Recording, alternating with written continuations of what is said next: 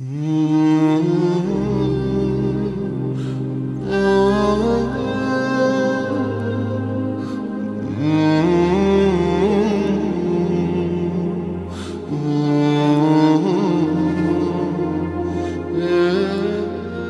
کی مظلومیت کی دفاع میں مرجع اعلیٰ جہان تشیع حضرت آیت اللہ العظمی سید صادق حسینی شیرازی دامت ظلہ فرماتے ہیں،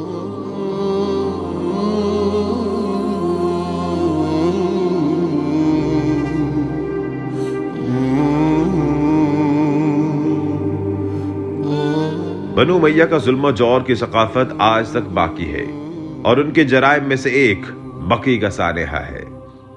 جب تک یہ ثقافت تبدیل نہ ہوگی یہ مسائل بھی اسی طرح سے باقی رہیں گے۔